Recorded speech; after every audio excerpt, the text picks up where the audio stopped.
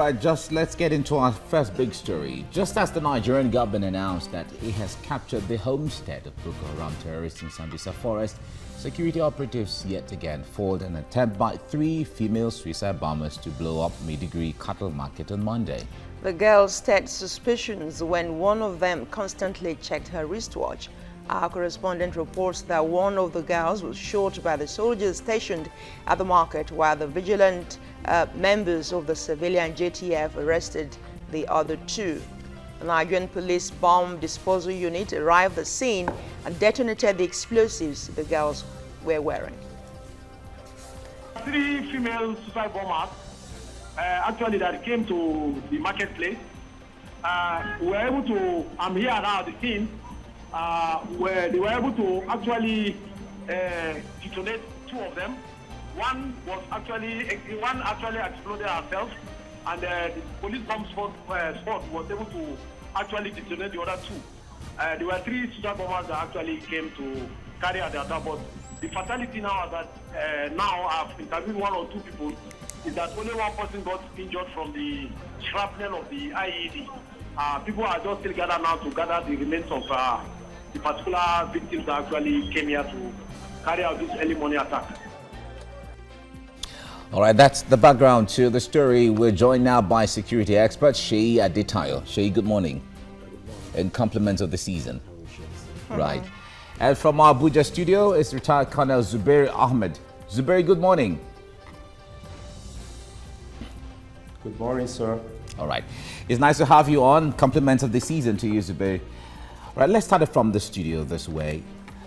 The deadline by the president that by the end of December 2016, Boko Haram will be a thing of the past. It's something that Nigerians have been watching seriously. But that wasn't the first time. That wasn't the second time. That wasn't the third time that the government will say we're ending Boko Haram or the insurgency in Nigeria by so date, giving time frames, as the case may be. From the security perspective, what are the impacts of time frames given to when insurgency or terrorism or things like this will end? Well, it's good when you try to give a deadline to the people working under you. It allows them to be able to work within a particular time frame and to be able to deliver. But if you have to look at issues relating to terrorism or bordering on insurgency, it's a different ballgame entirely. It's not something that you can eradicate entirely within a specific or a short time frame. I think what the president largely wants to achieve is to decapitate Boko Haram and be able to reclaim all Nigerian territories. So I think the deadline should be seen from that angle, that okay, by this period, no part of Nigerian territory will be under the control of Boko Haram. But that is not to say that we will not witness Boko Haram attacks. Like I've said in the past, we're going to have, we should be prepared for this. We are going to have this or continue to have these kind of attacks for quite a while. It's like when you beat a small child and you beat the child and the child has seen that, you know what, I can't stand and fight this man. So the child will run away, go to the back of your house and start throwing stones at you. So that is the kind of thing that we're going to start seeing now. Pockets of, high idea attacks here and there, and it's going to be on. We need to understand that we're dealing with a group that is well structured, and they have a particular harm that is, saddled with terrorist attacks like that, and those that are actually trying to hold grounds. And if you look world over, there is no country that can say they have successfully cleared groups like this. We still have such in Uganda. I've forgotten the name of that Kona, is it Kona or whatever, that is still being, they are looking, America, they are looking for him up to today, and his group are still there. The issue of Al-Shabaab is still there. The GSPC that later in Algeria, that the same, just like we did, is what Algeria also did, but they couldn't destroy them. Okay. They ended up transforming to become Al-Qaeda in Islamic Maghreb that we have today. Okay, we'll come back to this. Let's go on a break and we come back on the program. Stay with us.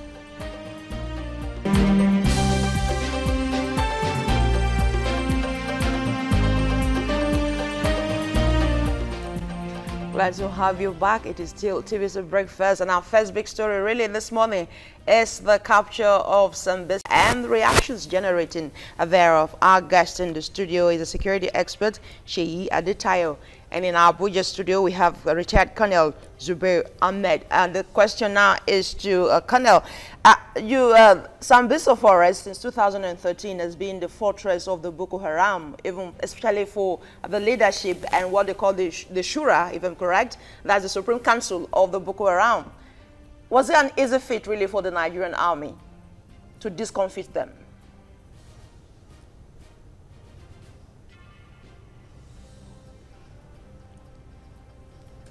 Can you come again? My question is, the Sambisa Forest is a fortress, or at least used to be a fortress for the Boko Haram leadership. The Shura, that's the Supreme Council of the Boko Haram, that's what we hear. I'd like you to paint the picture of how the Nigerian army overthrew that particular forest.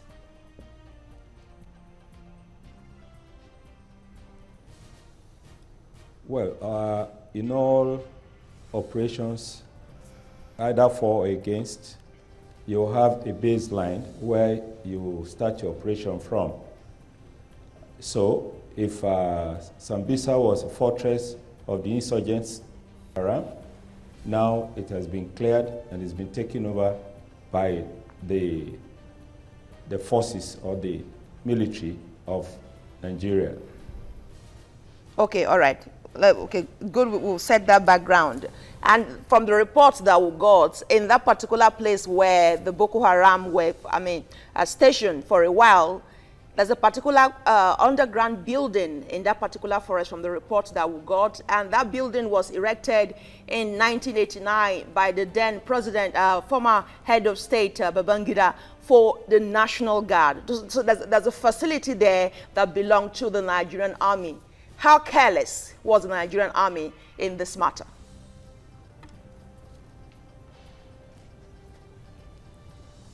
Again, can I hear what you said? I'm not hearing you very well. About the building, Gen Babangida set up.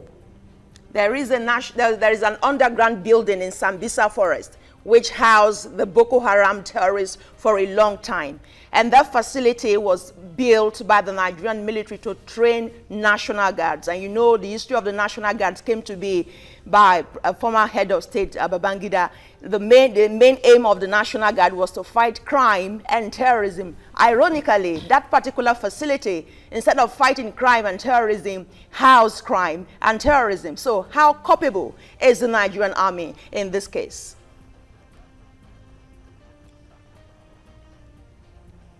The Nigerian army should not be found to be culpable in that regards.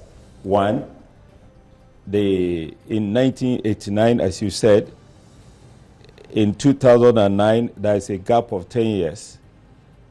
It shouldn't have been the army preparing a ground for people that would disturb the peace and progress of Nigeria. And so I want to add that Sambisa is an expansive, forest area that has some rugged terrain, mountains and valleys. Even as at that, Sambisa was designated as a wild national park. So it meant whatever development was there was not in anticipation of having an insurgency group as building a base for an intended insurgency group. And we all know how the insurgency Boko Haram came about. They were initially talks to the politicians, and then because of the long stay, they now metamorphosed into an insurgent group. All right, Colonel Zubair, we'll come back to you again on this. Now, let me take you to my wall to have another perspective of what we're talking about right now. Okay. Now, Sambisa Forest is located in Borno State and in the northeast of Nigeria. It borders the Chad Republic Basin to the south and Nigeria to the east, and then the Cameroon to the west, and certainly parts of South Sudan as well. Now, if we go ahead in understanding what we have in here, during the colonial era, the Sambisa Forest used to be home for the popular Sambisa Game Reserve. The reserve was used for safari, and it had a large population of lions, of elephants, of hyenas, leopards, and all of that. It used to be a very wonderful tourist destination, and you could observe from cabins, people could observe from cabins, the safari lodges before it was abandoned. Now, moving on. Now, today, Sambisa is home to the deadly terrorist group, at least Boko Haram, and since 2013, the flora and the fauna of the forest had been trampled upon. Now, for better understanding, let's give you a picture of how large the Sambisa forest is and the reason why the military had difficulties taking over the area from the deadly militants. Let's move on. Now, if you see the map of Nigeria, the Sambisa forest cuts across some of these states in here. We have from Borno State, which is the base in here. We have Yobe State, we have Jigawa State, we have Kano State, we have Bauchi State, and even parts of Adamawa State, just at the tip of the Adamawa State, the Sambisa forest also covers there. So it's a large expanse of land in the northeast of Nigeria. So Sambisa forest is so large, is covering about 60,000 kilometers, about 18 times larger than Lagos State in Nigeria. And it occupies parts of northern states of Borno, like I said, Yobe State, Gombe State, Bauchi State, Jigawa State, and Kano State. Now it's believed that Boko Haram elements seek shelter in the mountainous region of Goza near the Cameroonian border. That's somewhere at the tip here close to the Cameroonian border. That's where Goza is, and in Borno State. Now, moving on. Since President Muhammadu Buhari took over power in 2015, the Nigerian military has launched an offensive against Boko Haram in the forest, but was slowed down because of the forest was heavily mined in some of the places, and militants had better local knowledge of the area. And that brings us to the issue of a vigilante at the time requesting to assist the Nigerian military in the fight against insurgency in the local area, since they understand the terrain even sometimes to a great extent more than the military. Now, moving on, after the onslaught in Sambisa forest, the Nigerian government announced it had technically won the fight against Boko Haram, but the group proved the government wrong by launching fresh attacks on patrol teams and villages. Now, the president had also promised to crush Boko Haram remnants by the end of December 2016, and that's where we are right now. We just heard of a failed attempt in Borno State by some female suicide bombers. Market. That's the cattle market just about 2 days ago. Now, moving on. Now, a few days ago, President Buhari congratulated troops for finally entering and crushing the remnants of Boko Haram insurgents at Camp Zero, which is located deep inside or deep within the heart of Sambisa forest. But there are worries that the terrorists may not have been totally crushed. Now, let's look at other statistics in here. Now, in the last 7 years, Boko Haram has killed more than 15,000 people since 2013, and people displaced more than 2 million in the northeast of Nigeria. And certainly, recent statistics according to the Global Terrorism Index show that Boko Haram has killed more people than ISIS between 2014 and 2016. The two groups are responsible for 51% of all global fatalities claimed by any group and almost 40% of all fatalities worldwide. So that's a mind-boggling statistics in there. Now, Shay, let me come to you on this. Now, we know that the fight against terrorism of this nature is not easy because you're dealing with people who have an ideology issue, not conventional war. Now, the military, I started with the issue of time frames earlier on. It is not a bad thing to give time frames to when these kind of things should end.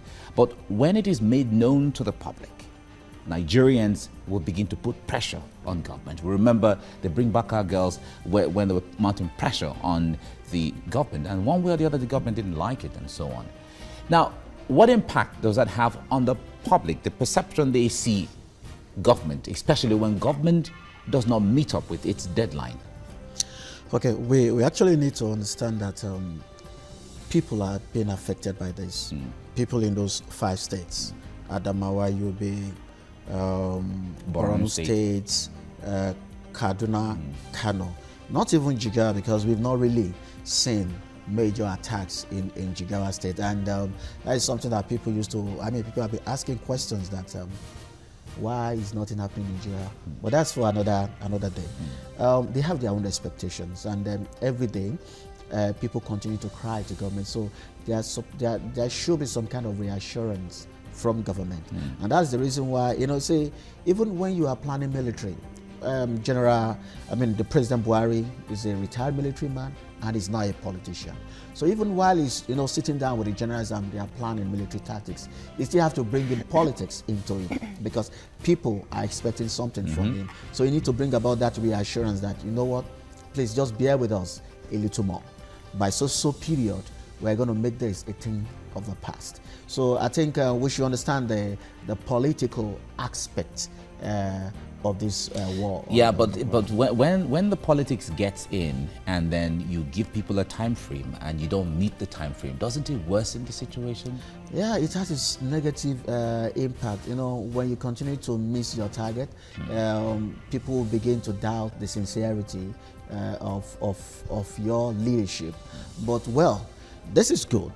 My prayer is that we don't get something negative coming within the next 2, 3, 4, 5 weeks that will rubbish all that. And ask more questions on that. All right, let's go on a break and we come back to dwell more on this. Stay with us on TVC Breakfast.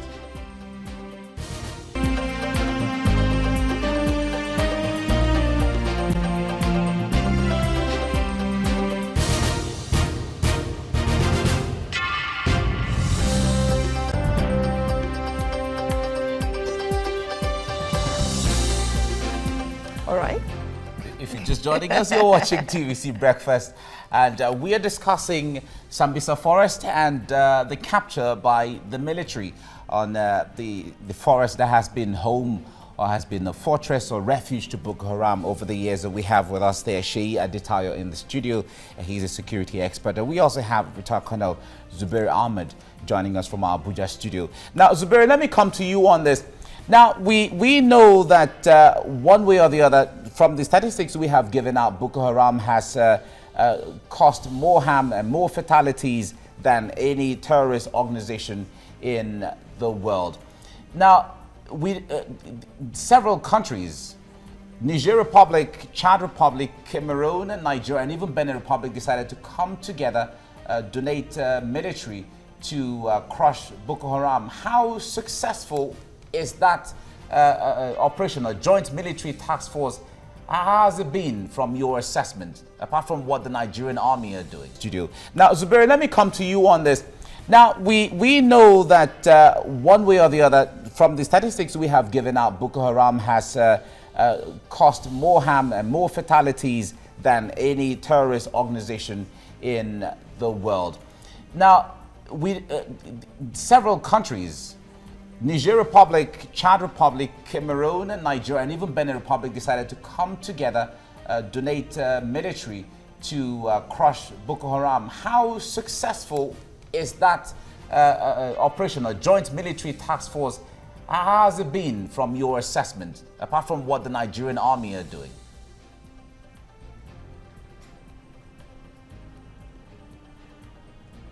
Yeah. It was a very successful, collaboration and putting up a multinational, task force that, kind of tell you why the Nigerian military was able to concentrate and do what they've done, and they must be, congratulated on that achievement of having to hit hard, the notorious or infamous Camp Zero, which is the nerve center of the Boko Haram. That has been taken, and other places they ever got into was taken from them also. So I want to say that the cooperation from our neighboring, countries, the Chad, Niger, Cameroon, and Republic of Benin, have been a relieving factor for taking some part of going all alone to doing what they've done now. All right, you used the word congratulations. That word has resonated recently from the presidency and so on to the military. Is it really time in the fight against insurgency? Is it really time to say congratulations to the military, apart from being happy that they're making progress? Very, very apt and in a correct time. If only if we as a people, as a country will understand what it is to hit the nerve center of an insurgent or insurgency in a country, then they need to be congratulated. One, the military operation is not like a civil kind of activities. Each time, even when you send out a fighting patrol and the patrol is done and back to base, the commander normally congratulate his team. Fighting patrol could be as small as a section. A section contains about 10 men. It can even be less than that when they are going on special raid or special operation. So each time there is a success achieved, the commander, even the local commander, now we're having a problem that is national. And so if the military has gotten their acts right and had been able to overcome the security problem in that part of our nation, then it is very commendable that the CNC will congratulate his field commanders and his service chiefs and the whole country for being able to relieve us of the problem that has been on for years now. Okay, all right, back to you, Shay. Earlier on, you were talking about deadlines, and that when those deadlines are not met, perhaps the issue of sincerity or lack of sincerity of the government comes to play. But some other school of thought will say maybe it's an ineptness of the Nigerian military or lack of weapons and mechanized whatever to do the war, and that leads and that leads to the issue of this particular Sambisa capture and U.S. Germany dimension. We understand armored vehicles came in from the United States and some other intelligence equipment from Germany. What happens after now? You understand the maintenance culture in Nigeria is a very, very porous one. So what happens after those 5 armored vehicles go comatose? Okay, you see, the issues we've been facing in the past is because we've actually been sitting down, resting, because we really don't have challenges. And I think it's largely because of our foreign policy direction, where we believe that we should be at peace with our neighbors, that is cheaper than being at war with them. Because if you're at war with them, it means that we have to be buying military hardware, employing more soldiers, and we'll be fighting war. So we'll prefer to spend small money and support them so that there can be peace in their own country. If they have peace, then we are going to have peace. So because we are not at war, we had crops of soldiers that have, that went through recruitment to retirement, that have never seen war before. So the military hardware were packed in stores. Nobody was doing routine maintenance. Even budgets were being cut and spent for other things. But now we are not having challenges. We are now in a different Nigeria now. When a Nigeria where bomb can explode anywhere. When a Nigeria where one small group can just emerge now and become a nightmare, overnight. So taking over Sambisa, I believe government, they have their plans as to what they want to turn Sambisa forest into. I think I saw something not too long ago about their plans for Sambisa. They're going to put a major military formations, things there. So, and you can't have such there, and you won't be patrolling the whole of Sambisa forest and other adjoining forests around the place, including the river, the lakes around there where these people are actually operating from. There are small islands, on some of these lakes where these people are actually, especially on Lake Chad and the rest. So it's going to be a different ball game now, because now they are going to be working, they are going to be challenges. And mind you, we've taken over Sambisa, we've not actually erased Boko Haram. You should know that by now they must have moved to fringe and it only takes little motivation for these people To regroup. for them to launch, Okay. an attempt to retake some of those areas that have already been taken away from them. Like I said before, also events within the international scenes also plays an important role. How the incoming government in the United States are going to play the ISIS game will determine largely how insurgency and terrorism will play out in Africa. Remember, we have more ISIS. ISIS are in more countries in Africa than in the Middle East, where ISIS actually And don't came out forget from. that they actually pledge an allegiance to ISIS. Oh, they are Around this. offshoots of ISIS, in West Africa. So if what's his name, Trump, is unable or end up being unable to take care of ISIS, and ISIS becomes something else, or he successfully deal with ISIS in Syria, and they decide to move out of Syria and come down to reside in Africa, then you should expect that they are going to hold their ground. The forces actually strongly. took over Aleppo as we speak, so maybe a lot of them have been dislodged from Aleppo as we speak, isn't it? Well, Yeah, but it's never Aleppo is not an ISIS. The attack is not actually against ISIS. It's actually against the rebel. Aleppo is a rebel fortress, a front. So the al-Bashar and Russia are more focused on destroying the rebel group. Okay. That if they're able to destroy the rebel group, they'll be able to take Who over they the said control. pledge allegiance to ISIS, isn't it? So it's one and the same, really. All right, let's come back to Boko Haram we've been talking about since. We still have Zubair with us in Abuja studio. Zubair, there has been comments from several security experts on the issue of civilian JTF and even the local vigilantes. They're incorporating them into the security system in Nigeria. How will that compound or assist or help the situation of things generally at the end of the day?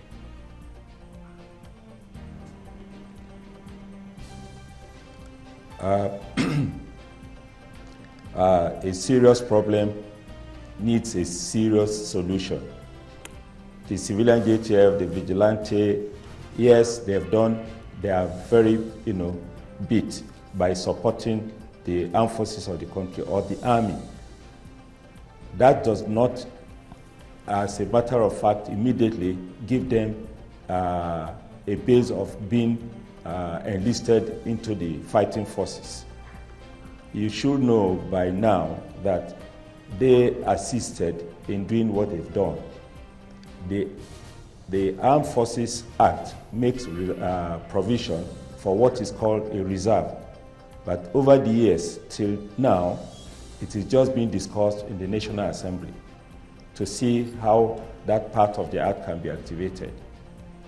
One, we must learn to use what we have so that for future occurrences, we wouldn't need to run into shortage of manpower.